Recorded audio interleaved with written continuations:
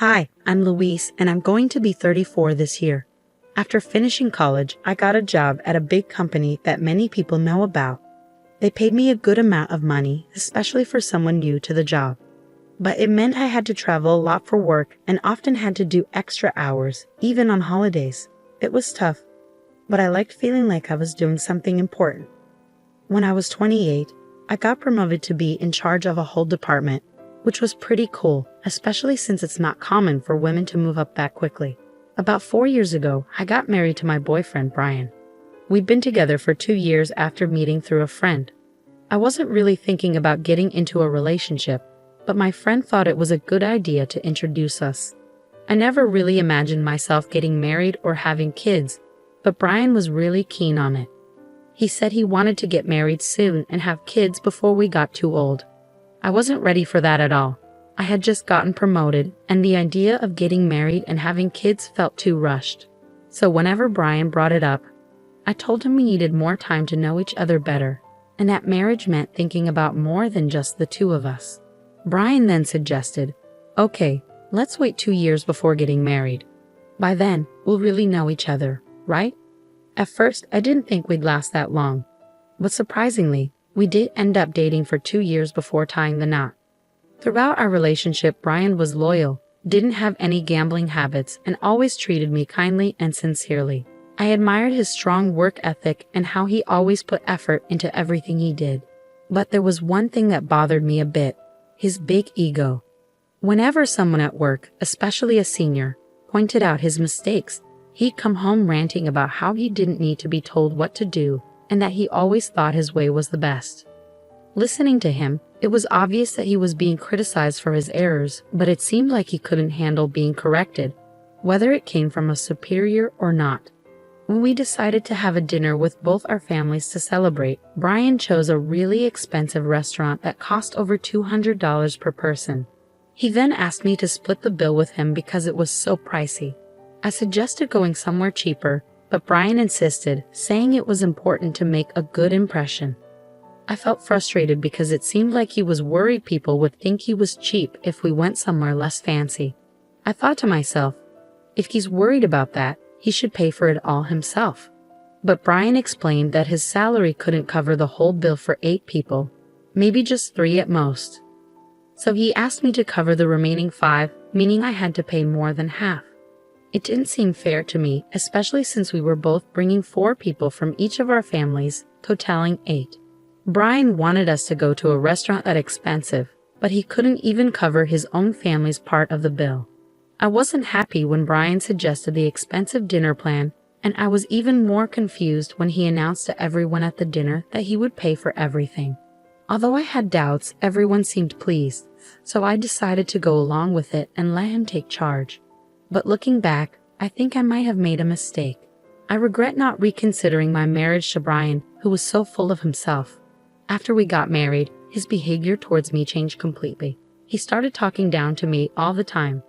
Before we tied the knot, he promised to help with household chores since I was busy with work. But once we were married, he said things like, "What will people think if they see a man doing laundry? That's a woman's job. I work hard outside, so I deserve to relax at home." He never lifted a finger to help, no matter how busy I was. His attitude annoyed me, but I could handle doing the housework. What really bothered me was that Brian was sending all his money to his parents. Even though they were farmers and struggling to make ends meet, it seemed like Brian was their sole financial support. Within 6 months of getting married, he stopped contributing any money to our household expenses and gave everything to his parents.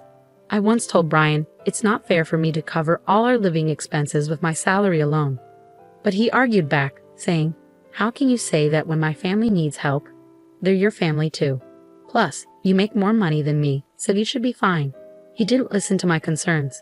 When he talked to his parents on the phone, he'd reassure them, saying, "Don't worry, I'm taking care of everything with my salary. I won't let Louise interfere." But the truth was, he was giving them all his money. He had nothing left for himself and started asking me for pocket money, saying, "Can you give me about $200? I can't even afford lunch." I reached a breaking point and suggested, let's set a monthly limit on how much we send to your parents. You need to figure out how to cover your own expenses. Brian would agree. But he kept sending all his salary to his parents. That was something I couldn't tolerate anymore. One day, I had to go on a business trip for about 2 weeks. From Brian, I have what? What about my food and laundry for 2 weeks? Even though Brian knew my job required frequent travel. Feeling annoyed at his immaturity, I told him, figure it out yourself. You're an adult. If you can't handle it, why don't you go stay with your parents while I'm away? You'll be fine there, right? Brian reluctantly agreed. When I returned home 2 weeks later, I found Brian's sister, Elizabeth, there. She lived a bit far from us, and we hadn't seen each other since our wedding. I wondered why she was there, and Elizabeth, seeing my expression, said, "Hi Louise, it's been a while." "Oh right, about the money. It was a big help, thank you so much." She smiled brightly, saying things that didn't make sense to me. Without even unpacking, I asked Elizabeth, "What money? What are you talking about?" She replied without hesitation, "Huh. Brian said that since you had some savings, he'd give me money for my business startup. He'd assured me not to worry because you had at least $1 million.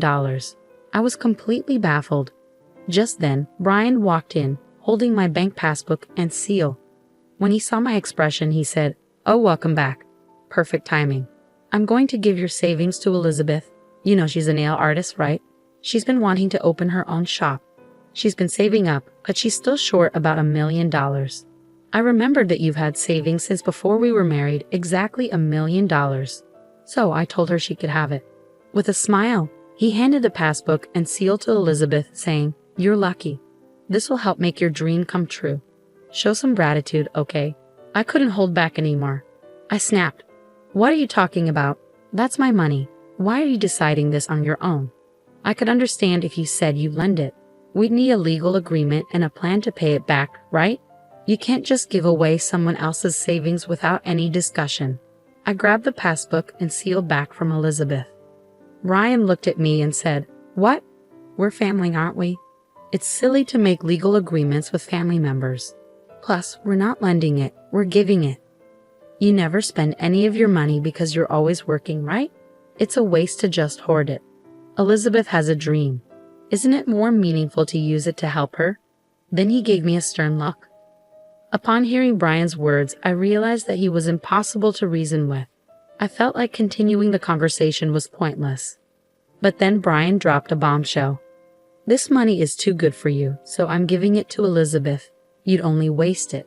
You can just work and save up again, understand? If you still want to argue, we'll get divorced." Seeing this as an opportunity, an idea struck me. Without hesitation, I replied, "Fine, let's get a divorce.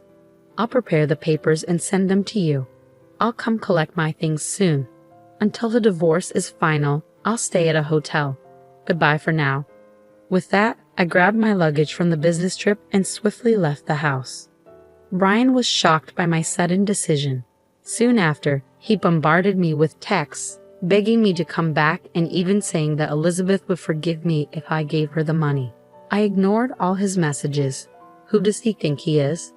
The next day, I went to the city hall and sent the signed divorce papers back home. Despite this, Brian kept texting me, asking if I was really sure about the divorce. I simply replied, "Please submit them as soon as possible," and ignored the rest of his messages. Surprisingly, the divorce was finalized quicker than I had anticipated. A week after the divorce was official, I waited until Brian was at work and then moved my belongings to my new house. In his texts about the divorce papers, Brian had been rude, calling me names and saying we were now strangers. So I decided not to take most of the furniture and appliances from our old home. Instead, I deposited half of the small savings I had accumulated during our marriage into his bank accounts and left it there. That night, I received numerous calls from both Brian and Elizabeth. At first, I ignored them, knowing what they were about. But eventually, I answered and Brian immediately started shouting, demanding to know why there was only $800 in the account. I calmly replied, "I split the property as we agreed. We originally had $1,600 in our joint account, right? So I left you with half of it, which is $800. And since all the furniture and appliances were bought after we got married, I left them behind." That's fair, isn't it? Just to clarify, I ended up with less than Brian. But he wasn't convinced. He insisted, "You're supposed to have $1 million in savings, right? So half of that, $500,000, should be mine. Plus, you got an inheritance from your grandfather, right? Half of that should be mine too." I was stunned and couldn't help but laugh.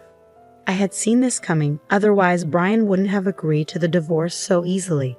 Trying to hold back my laughter, I explained, "Brian, the division of property only applies to assets acquired during the marriage.